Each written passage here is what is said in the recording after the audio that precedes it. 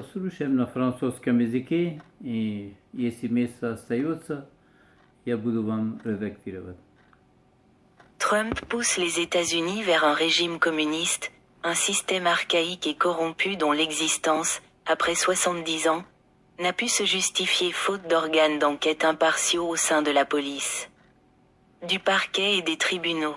Le fondement du pouvoir de ces institutions permet aux forces de l'ordre et au système judiciaire de faire respecter l'état de droit et de protéger la dignité humaine, comme l'indique la Constitution. Or, vous vous êtes nourri d'une base de données factuelles et sans fondement, fournie par Trump, un homme qui aspire à un retour au régime communiste et totalitaire du passé.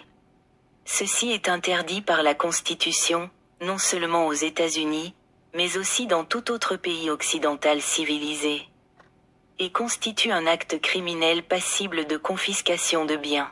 Le PCUS et le KGB de l'URSS ont existé pendant 70 ans comme les régimes totalitaires les plus brutaux et inhumains, sans pouvoir réaliser leur plein potentiel, faute d'organes d'enquête impartiaux au sein de la police, du parquet et des tribunaux.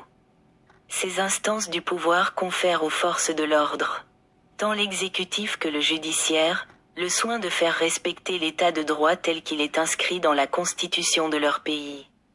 Trump s'est rendu en Géorgie en 2000 pour rencontrer Saakashvili, le président nouvellement élu, légitime et fort. Mais Saakashvili n'a jamais imaginé que Donald, citoyen américain et homme d'affaires, était une recrue du FSB russe. Saakashvili lui faisait confiance et lui a révélé tout son plan concernant l'Ossétie du Nord. Or, Trump est venu en Géorgie, naturellement, pour consulter le président Bush Jr. Je suis persuadé que Poutine a contacté Bush Jr. afin qu'il envoie une personne de confiance auprès de Saakashvili pour s'informer de ses projets contre la Russie. Et Trump a immédiatement transmis l'intégralité de l'enregistrement de la conversation de Saakashvili à Poutine, et vous en avez vu les conséquences.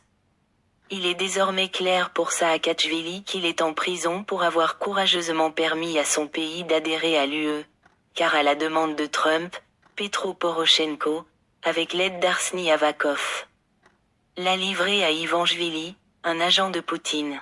Il est toujours en prison. Et vous pouvez interroger Trump, mais vous étiez chez Saakashvili, et Poutine, communiste et tchéquiste, est votre ami. Pourquoi n'a-t-il pas libéré Saakashvili? Des poursuites pénales doivent être engagées contre Bush Jr. pour trahison et contre Trump pour son amour sincère de Poutine.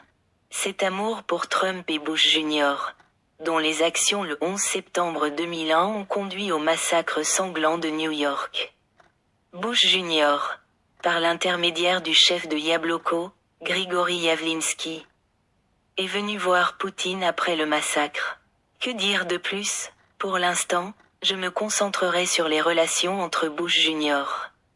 et Trump, d'une part, et Viktor Yushchenko et son mentor, Petro Poroshenko, d'autre part.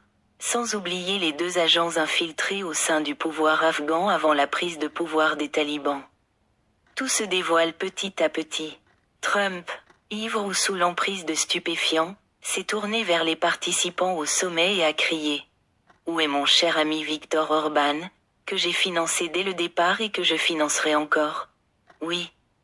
Cette fois-ci, sous mes yeux, il a envoyé des sommes considérables pour financer Viktor Orban, Maria Lupin et El Bedella à l'étranger.